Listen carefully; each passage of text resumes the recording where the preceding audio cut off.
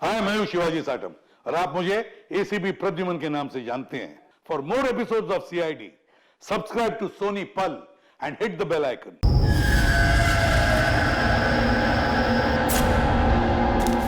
हाँ दी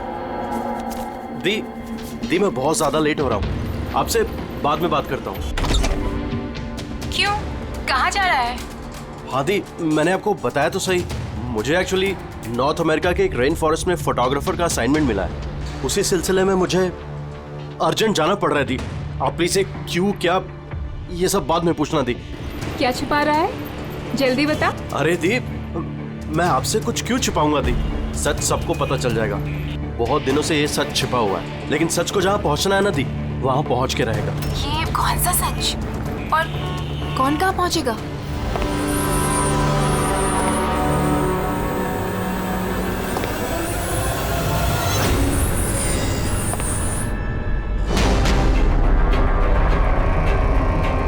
माया दी, मेरे पास बिल्कुल टाइम नहीं है। एक्चुअली मुझे लग रहा है कोई है यहाँ पे। बहुत कुछ हुआ है दी, बहुत कुछ हुआ है, लेकिन मैंने वही किया जो मुझे सही लगा। केतन, साफ साफ बात कर, क्या हुआ है? इस वक्त मेरे स्टूडियो में कौन आ सकता है? दरवाजा खोल। दीप, कोई दरवाजा खोल रहा है दीप। केतन, जल्दी खोल वरना। कौन है? हेलो, क्या हुआ? खुलता है कि नहीं? हेलो केतन भाई। देखो, आगे मत बढ़ो। कहाँ है वो फोटो? मैंने क्या किया है तुमने? बोलो। केतन, केतन, बोल। मैंने कुछ नहीं किया। बोल दे, नहीं तो मरेगा तू। प्लीज आगे मत बढ़ो। फोटो कहाँ है? जल्दी बोल दे, बता दे। बता दे, नहीं मैंने तो कुछ नहीं मरेगा तू किया। आज। देखो, मैंने कुछ नहीं किया। तो बैठेगा आगे मत बढ़ो।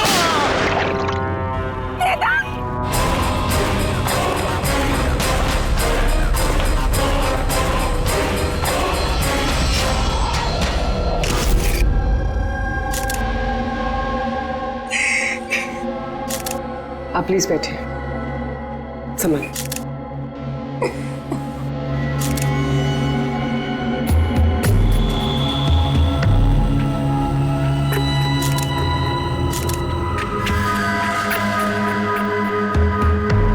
ये क्या?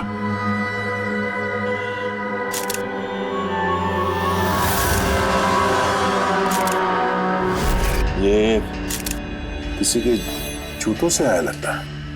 सर वो केतन के जूते तो साफ थे, स्टूडियो के फ्लोर पे भी ऐसे निशान कहीं नहीं है। जो स्क्रेपर दे।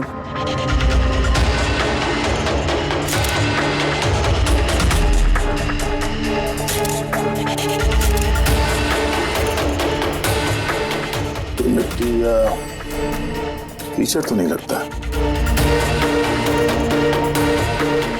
ऑयल जैसा कुछ है। एक काम करो, स्टूडियो में जितने भी फिंगरप्रिंट है सब उठा लो।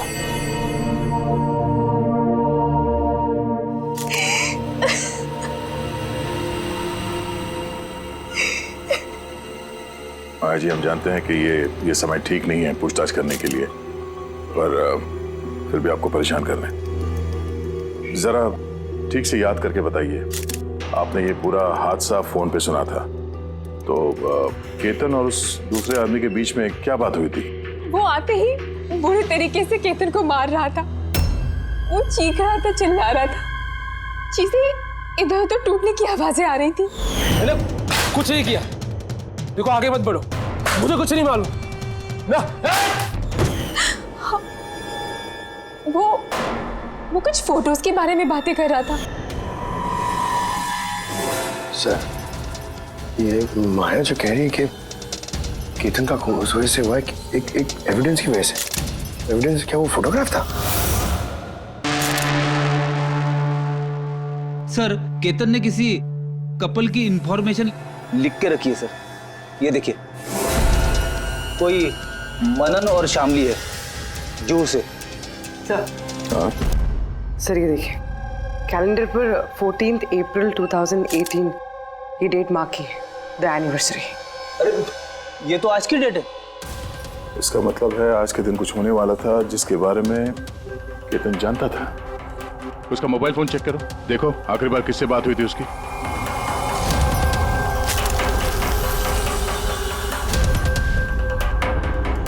सर टीएम क्राफ्ट वर्कर्स को फोन किया था शाम को 8:30 बजे। टीएम क्राफ्ट वर्कर्स, वो भी केतन के मर्डर के ठीक आधा घंटा पहले।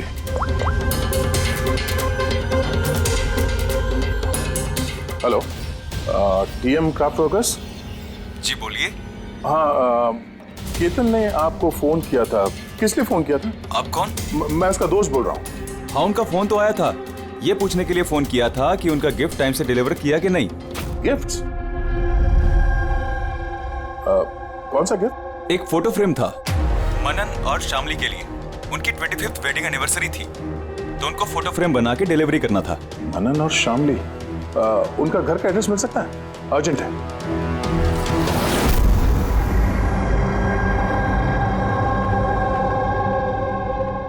फोटो किसने भेजी? किसने भेजी? केतन? ये केतन कौन है? और इस तरह से हमारी फैमिली पिक्चर भेजेगा, क्या मतलब है? हाँ। कैसे जानता है वो हमारी फैमिली को? अरे किसी ने कोई मजाक किया होगा। ये मजाक नहीं है। आप कौन? सीआईडी। सीआईडी? केतन नाम का एक मशहूर फोटोग्राफर था, उसका खून हो गया इस फोटो की वजह से।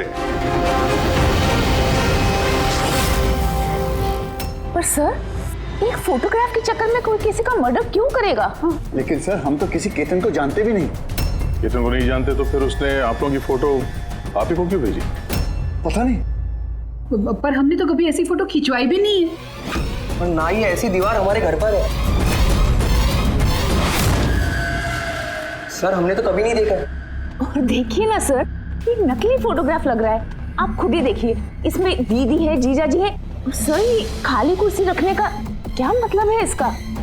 सर, हमें तो लगता है कि किसी ने गलत तरीके से फोटो बनाकर हमें भेज दी है। गलती से नहीं, जानबूझकर आया है आपके लिए ये। और वो भी अपनी जान कुर्बान करके। सर किसी ने मनन की फैमिली को मर्डर के चक्कर में फंसाने की कोशिश की है। वैसे आप कौन? ये हमारे फैमिली फ्रेंड मिस्टर विक्रम। अच्छा, आपके फैमिली फ्रेंड। सर इसमें ये मैसेज भी है, she is hiding, save her. शायद केतन आप लोगों से किसी को ढूंढने के लिए कह रहा है। ढूंढने के लिए?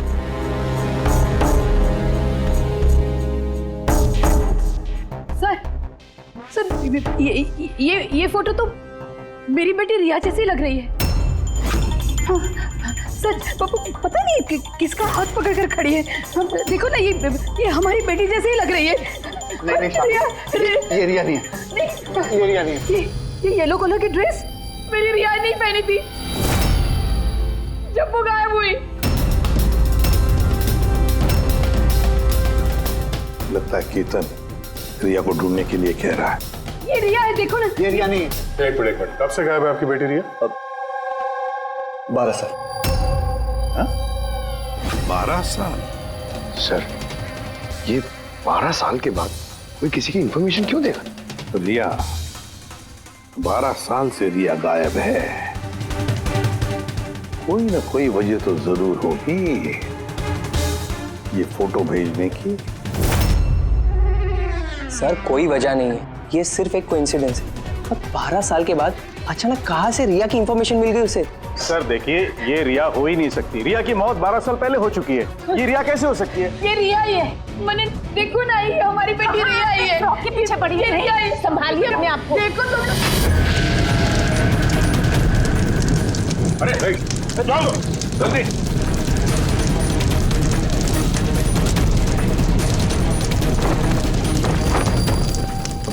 सर ये फोटो तो जल गया, अब क्या करें? कोई बात नहीं, दूसरा मिल जाएगा। तो भी एक काम करो, टीएम क्राफ्ट वर्क्स में जाके इसका दूसरा फोटो बनवा लो, और अगर उसके पास नहीं है तो केतन के कंप्यूटर में जरूर कुछ बैकअप होगा, वहां देख लेना। सर मनन और शामली, आप केतन को जानते हैं या नहीं जानते, इससे हमें कोई फर्क नहीं पड़ता। लेकिन एक बात अच्छी तरह से याद रखना, केतन ने अपनी जान दी है आपकी मदद करने के लिए। वो आप लोगों से किसी को बचाने के लिए बोल रहा है। कोई छिपी हुई है, उसे ढूंढने के लिए बोल रहा है। और वो कौन है और कहां छुपी है वो तो हम ढूंढ ही लेंगे। एक बात अच्छी तरह से याद रखना, जितने भी लोग यहाँ पर हैं, उनमें से कोई भी ये शहर छोड़कर नहीं जाएगा जब तक हमारी तहकीकात पूरी नहीं होती। हमें तुम सब पर शक है, सब पर। एक मिनट के लिए मनन, शामली, आयशा और विहान इनके इस नकली फोटोग्राफ को बाजू में रखते हैं और उनके पीछे जो दीवार है उन पर कंसंट्रेट करते हैं, ये फ्रेम्स और ये जो पीछे लिखे हुए नंबर्स पर। अब शामली ने इशारा किया था इस फ्रेम पर, 3 नंबर वाली फ्रेम पर, पीले रंग का फ्रॉक पहनी हुई और किसी का हाथ पकड़ा हुआ है उस लड़की ने। शामली को एकदम से लगा सर इस फोटो में ये बच्ची उनकी खोई हुई बेटी रिया है। और फिर ये message, she is hiding, save her.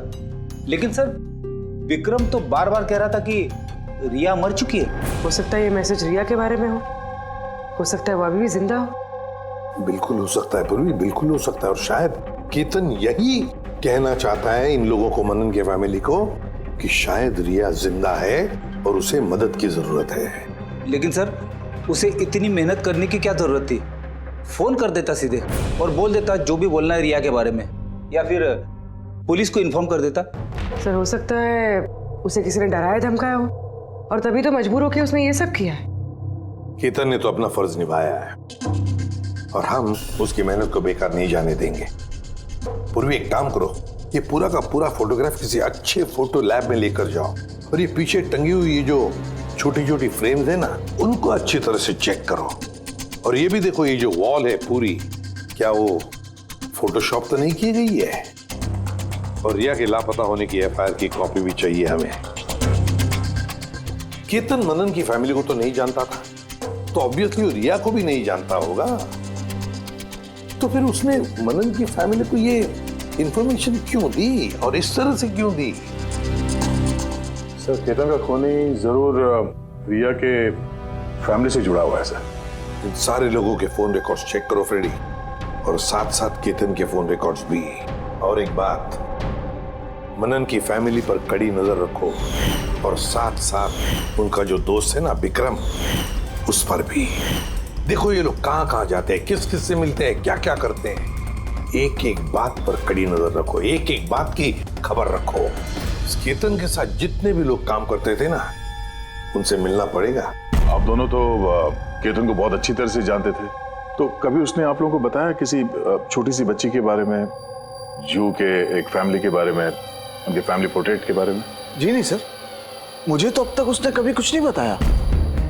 अच्छा, केतन सिर्फ आपके लिए काम करता था या और भी कुछ करता था किसी और के लिए भी? केतन मेरे लिए फैशन फोटोग्राफी करता था, साथ ही साथ बड़े बड़े फैशन हाउसेस के लिए एक्सक्लूसिव कैटलॉग शूट करता था।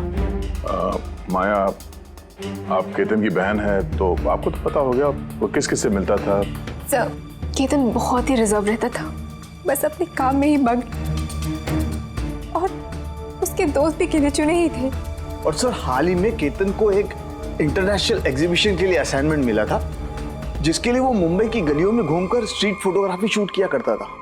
वो फोटोग्राफ देख सकते हैं हम? जी सर।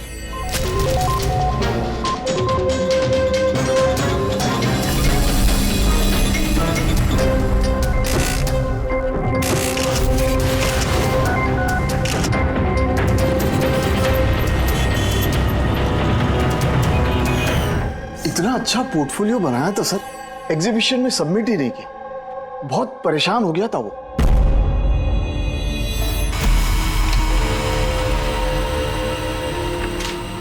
ये वॉल और उस पे लगे हुए सारे फोटोज एंड नंबर्स असली है। और बाकी सब?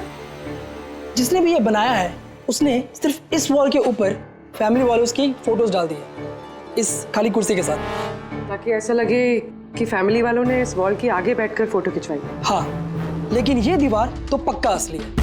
काफी एक्सपर्ट इंटीरियर डिजाइनिंग का काम लगता है। मैग्नेटिक वॉल है ये, आजकल बहुत कम जगहों पे देखने को मिलती है। Magnetic wall? हाँ, मैग्नेटिक वॉल बनाने के लिए वॉल को एक स्पेशल पेंट से पेंट किया जाता है, जिसके केमिकल कंपोजिशन में मैग्नेटिक एलिमेंट्स होते हैं, जो उस दीवार को मैग्नेटिक प्रॉपर्टीज दे देते हैं। यानी ये दीवार तो ऑलमोस्ट मैग्नेट जैसी है। एकदम सही। अब उस पे कोई भी मेटेलिक चीज बिना किसी हुक या कील के चिपका सकते हो या निकाल सकते हो। उसी तरह ये वॉल भी मैग्नेटिक वॉल है। Thank you. Thank you ma'am. Mumbai की गलियों में घूम घूम के फोटोग्राफी कर रहा था।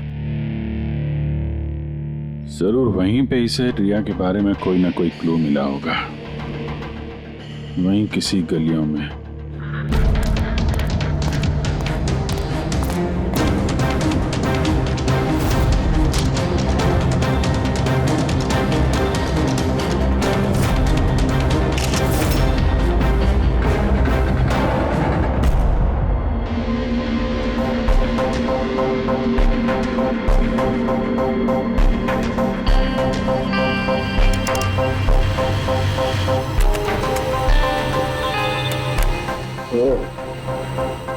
ये बात है।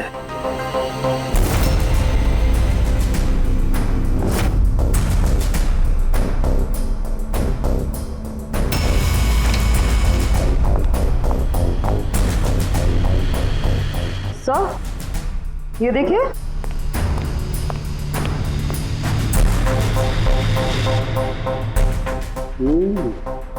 Good job Tarika. Thank you. Full sound के क्या मिला? बॉस, एक खास चीज मिली है। दया, तुम्हें याद है तुमने मुझे कुछ चिकना सा पदार्थ ला करके दिया था जो तुम्हें क्राइम स्पॉट पे से मिला था, याद है? सर ये वहाँ क्राइम सीन पर मिला। ये मिट्टी या डामर तो नहीं लगता, शायद कोई ऑयल या ग्रीस हो सकता है। तुम बिल्कुल सही सोच रहे थे दया, वो ग्रीस ही है। बॉस, मुझे उस पदार्थ में ग्रीस के ट्रेसेस मिले और ये ग्रीस इतनी पुरानी है कि अब तो अपना केमिकल कंपोजिशन भी बदलने लगी। एक मिनट साहब के पुराने मतलब कितने पुराने हैं? मतलब बॉस, जिस जगह से ये ग्रीस के धब्बे मिले हैं वो जगह काफी पहले बंद हो चुकी होगी। और सर, केतन के नाक के फ्लूइड्स में से मुझे ये एक्रिलिक, नायलॉन, पॉलिएस्टर, पॉलीप्रोपिलीन, इन सब चीज़ों की ट्रेसेस मिले और उसके लंग्स में भी ये सारी सेम चीज़ें मिली हैं, fabric fibres. Nylon, polyester, olefin, acrylic, ये सब सारी चीजें तो फैब्रिक से जुड़ी हुई हैं। ये तो एक फोटोग्राफर था, इसका क्या संबंध इन सारी चीजों से? हाँ सर, जिस जगह पे ये रहता है इसके घर के आसपास कोई फैक्ट्री वगैरह भी नहीं है, तो फिर एक कपड़े के रेशे इसके लंग्स में कैसे घुस गए? हो सकता है ऐसी जगह पे आता जाता हो। हाँ बॉस, कोई फैक्ट्री, कारखाना, मिल, और बार बार जाता होगा सर, तभी ये पॉसिबल है।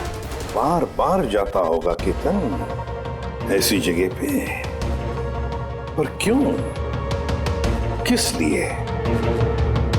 सर, श्यामली डिप्रेशन में चली गई है, वो घर से बाहर ही नहीं निकलती। और विक्रम और विहान मिलते रहते हैं, पता नहीं उन दोनों के बीच क्या बहस होती रहती है। और ये विहान वकीलों से जाके मिल रहा है। वकीलों से? हाँ सर, और आयशा अपनी किसी फ्रेंड्स के घर जाती रहती है, लेकिन उसकी जो ये फ्रेंड है उम्र में काफ़ी बड़ी है, मुझे नहीं लगता कि उसका इस केस से कोई ताल्लुक है।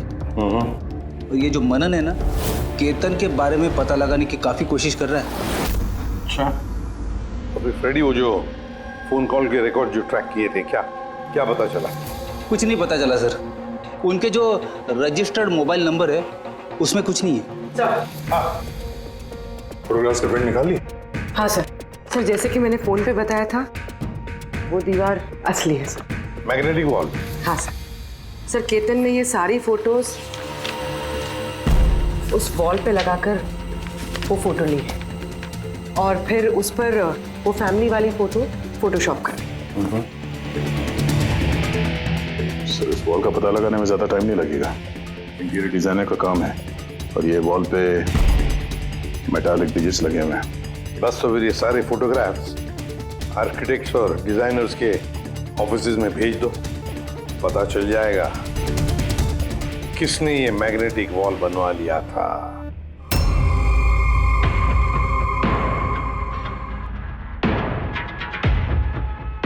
अब ये जो फैमिली बैठी हुई है, इनके पीछे जो दीवार है वो आपने बनाई है क्या? सर, एक NRI इंटीरियर डिजाइनर है, वो अपने बोल्ड और क्रिएटिव डिजाइन को लेकर काफी फेमस है। हो सकता है उसी ने वो बनाई हो। ऑफ कोर्स ये मेरे ही डिज़ाइंस है। मैजिक लाइफ एड लैब्स के लिए डिज़ाइन की थी मैंने। It's a magnetic wall.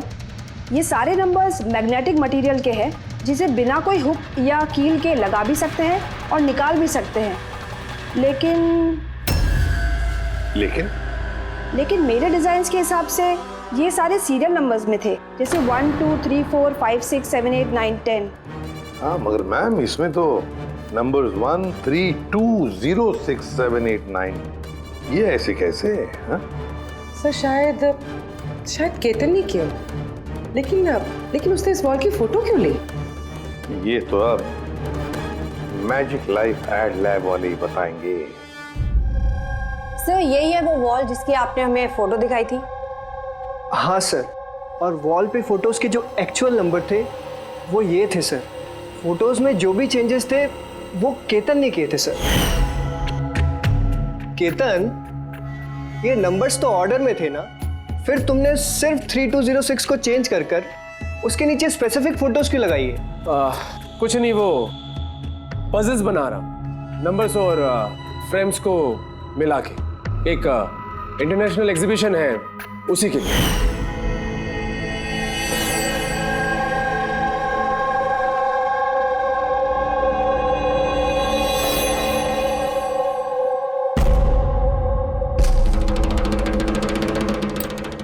आप लोगों ने केतन को परमिशन कैसे दी है सब करने के लिए?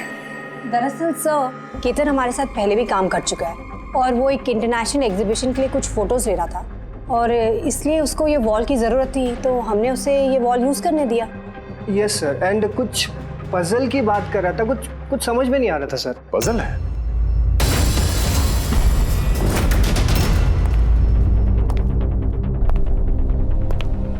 नंबर्स में पजल? उस पोर्ट्रेट में 3206 था और उसके नीचे जो फोटोग्राफ्स हैं, कहीं वो फोटोग्राफ्स ही पजल तो नहीं? हो सकता है केतन हमें उन फोटोग्राफ्स के जरिए रिया की कहानी बताना चाहता हो।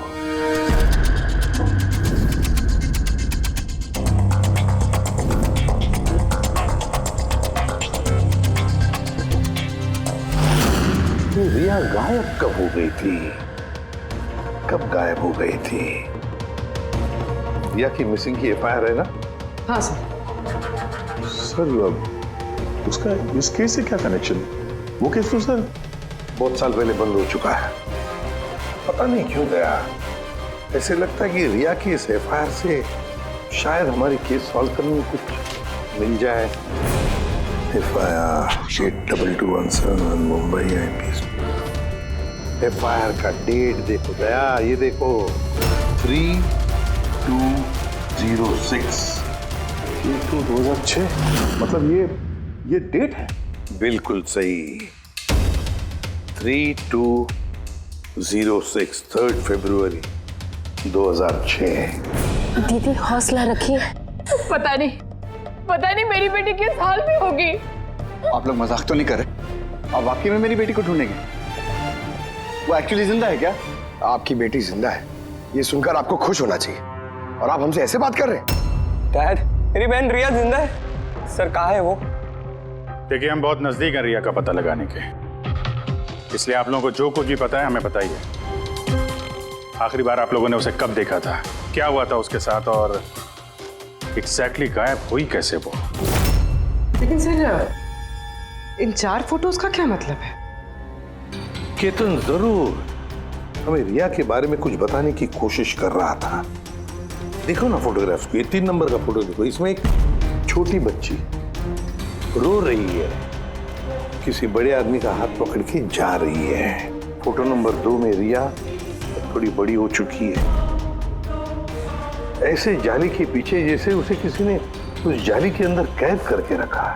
ये तीसरा फोटो, इसमें भी ऐसे लग रहा है कि इसे बंदी बना कर रखा गया है। और सर इस आखिरी फोटो में कोई उसे गले लगा रहा है और पीठ पे खंजर मारने जा रहा है। सर ऐसा लगता है कि केतन इन फोटोग्राफ के जरिए रिया की कहानी बता रहा है। एग्जैक्टली।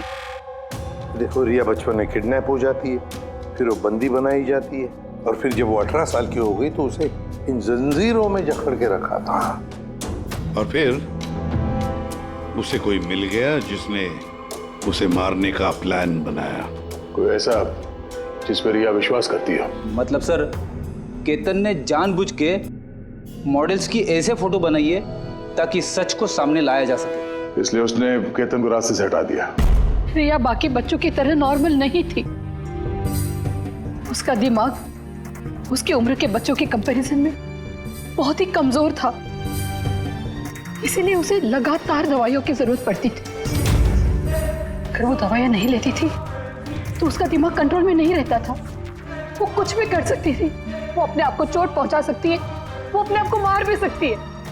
तो ये रिया गायब कहाँ से हुई? हमने उसे स्पेशल बच्चों की स्कूल में डाला था, वहीं से वो गायब हुई है। तो फिर उसके बाद आप लोगों को कोई फोन आया पैसों के लिए या किसी और चीज के लिए? नहीं, कुछ नहीं। हाँ, पर बाद में हमें पता चला कि हॉस्पिटल में से उसकी मेडिकल फाइल गायब हो गई थी। फाइल गायब हो गई? कोई भला ऐसा क्यों करेगा? वो भी ऐसी लड़की की जिसकी दिमागी हालत इतनी नाजुक है। वही तो मैं कह रहा हूं। अरे जिसकी दिमागी हालत इतनी नाजुक हो, वो लड़की 12 साल कैसे जिंदा रह सकती है? अरे मुसीबत थी वो। कैसे कह सकते हैं आप ये? शर्म आनी चाहिए आपको। बेटी है वो आपकी। एक बात तो समझ में आ गई मिस्टर मनन, अगर रिया मिल भी गई तो आपको ज्यादा खुशी नहीं होगी। लेकिन हम उन्हें ढूंढ के रहेंगे किसी भी तरह।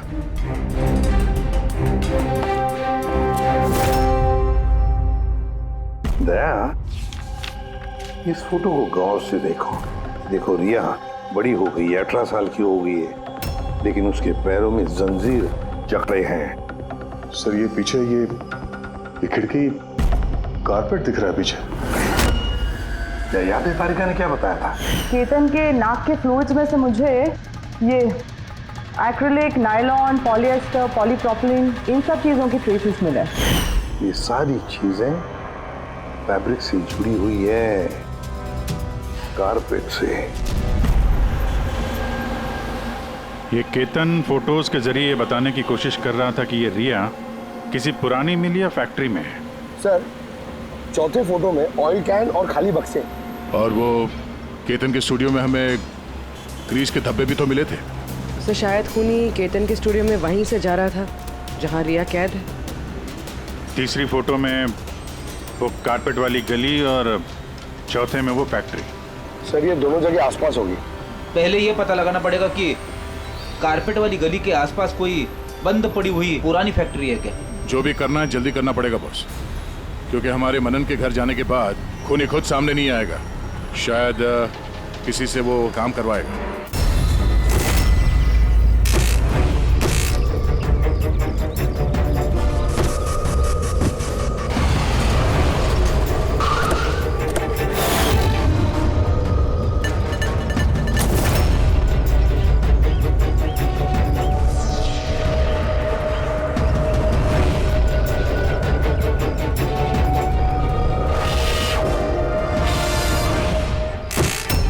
हाँ, इन्होंने ही हमें पैसे दिए थे हमारी फोटो खिंचाने के।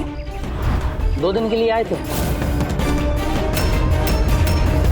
तीसरे दिन भी दिखे थे, लेकिन वो शायद किसी का पीछा कर रहा था।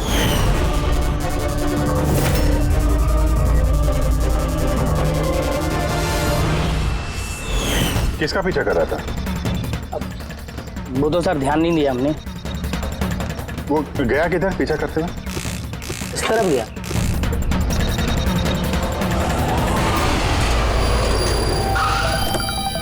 हाँ, पहुंच गया हूं मैं, फिक्र मत करो, जिंदा नहीं बचेगी वो।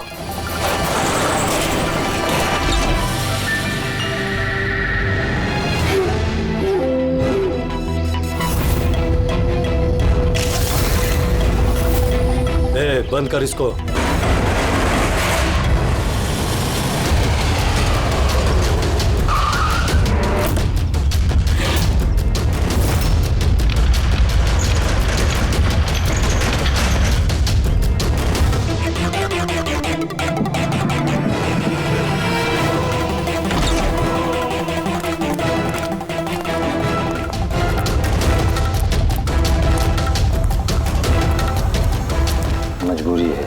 बच्ची को खत्म करना पड़ेगा।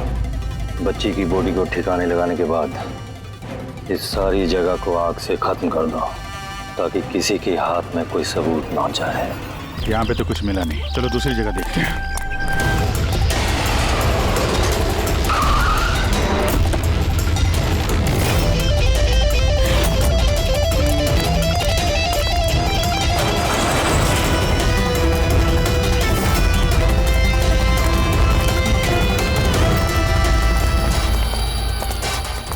रिया, रिया, तुम्हारे मम्मी पापा के पास ले जाने आए। चलो। रुक जाओ।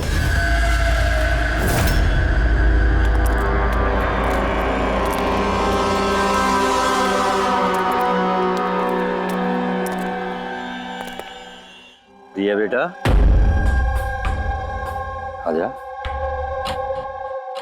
आजा बेटा, आजा आजा आजा आजा आजा आजा आजा। रिया, रिया, रिया, आजा आजा आजा। रिया बेटा, ये अंकल के साथ जाएगी। ये बच्ची तुम लोगों के साथ नहीं जाएगी, कोशिश करके देख लो। ये ठीक कह रहा है फ्रेडी। ये लड़की हम लोगों को अपना दुश्मन समझ रही है और इसे अपना दोस्त, क्योंकि ये इन लोगों को रोज देखती है। ये बिल्कुल ठीक कह रहा है। और इस मासूम बच्ची को तो ये भी पता नहीं है कि ये आज मरने वाली है।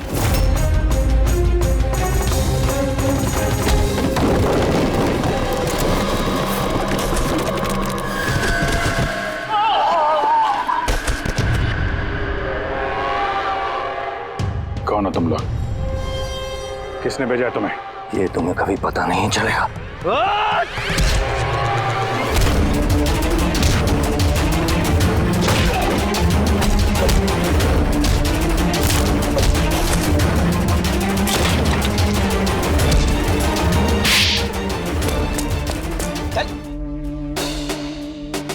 ये तो गया। किसने भेजा तुम लोगों को? हैं? साहब, मुझे कुछ नहीं मालूम साहब, सब कुछ इसी को मालूम है। जिसको पता था वो तो मर गया। अब कैसे पता चलेगा सर किसने भेजा था इन्हें? रिया तो बेचारी इतनी डरी हुई है, कुछ बोल भी नहीं सकती। रिया बोल नहीं सकती, मगर पहचान तो सकती है। मतलब रिया ने इस खूनी को पहचाना। क्यों?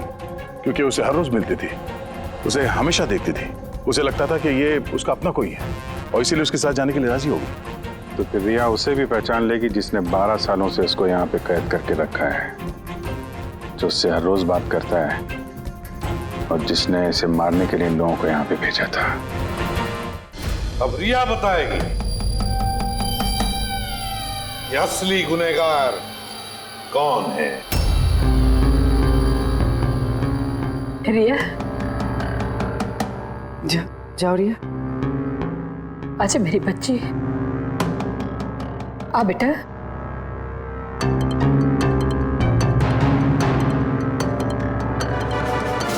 रिया,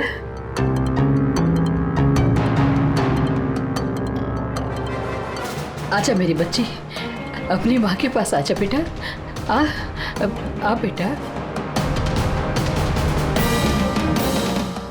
आ बेटा, आजा आजा मेरी बच्ची, आजा बेटा। रिया,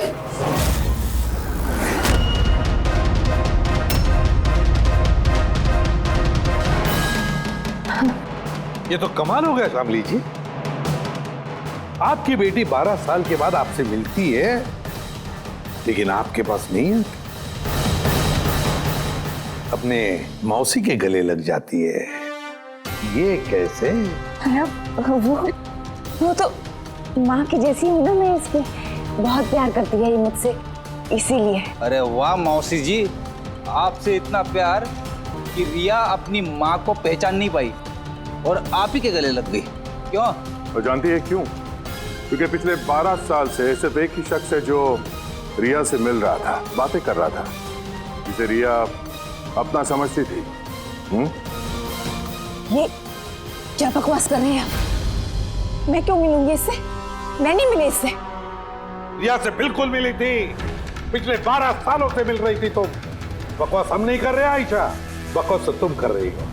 हमने तो उस डॉक्टर को भी ढूंढ निकाला जिसकी मदद से तुम पिछले 12 सालों से रिया को दवाइयां देती थी, उसकी टेस्ट करवा रही थी। मैं किसी डॉक्टर को नहीं जानती। मैं कह रही हूँ ना आपसे, मैंने कोई मेडिकल टेस्ट नहीं करवाया इसका। बिल्कुल करवाई थी। नहीं, मैंने कोई टेस्ट नहीं करवाया। झूठ बोल रही हो तुम। टेस्ट करवाया था तुमने। मैंने कोई टेस्ट नहीं करवाया। मैं सच कह रही हूँ। मैं किसी डॉक्टर को नहीं जानती। मैं तो इसे 12 सालों से वही दवाई दे रही हूँ जो ये 7 साल की उम्र से खाती आ रही है बस।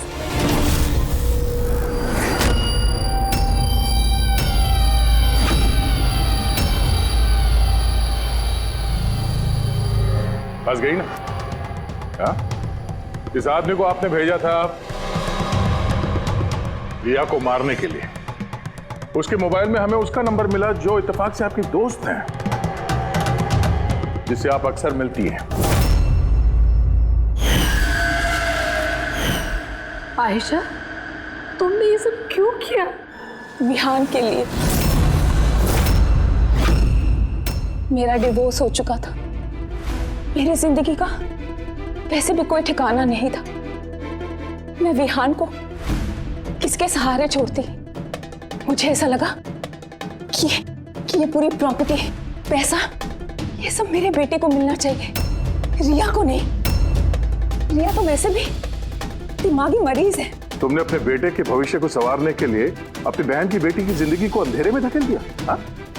रिया के गायब होने के बाद मनन और शामली ने तुम्हारे बेटे विहान को गोद ले लिया। यही प्लान था ना तुम्हारा?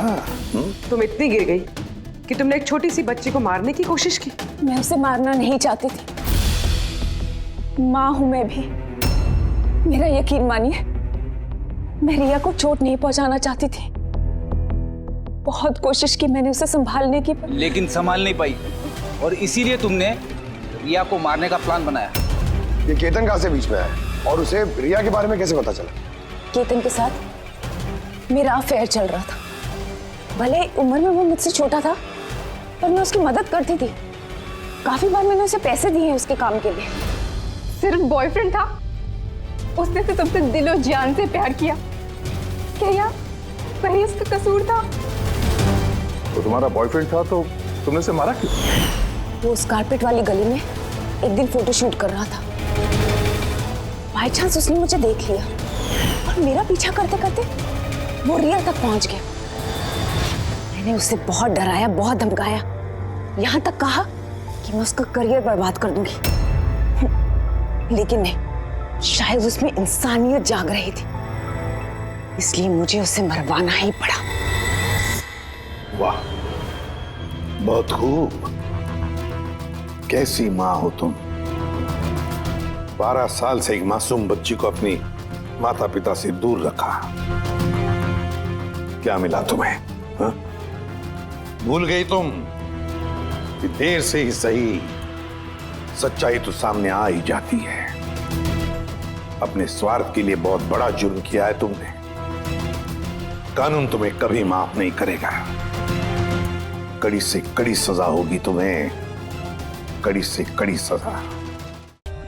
For more updates, subscribe to our channel, click the show links and enjoy watching the videos.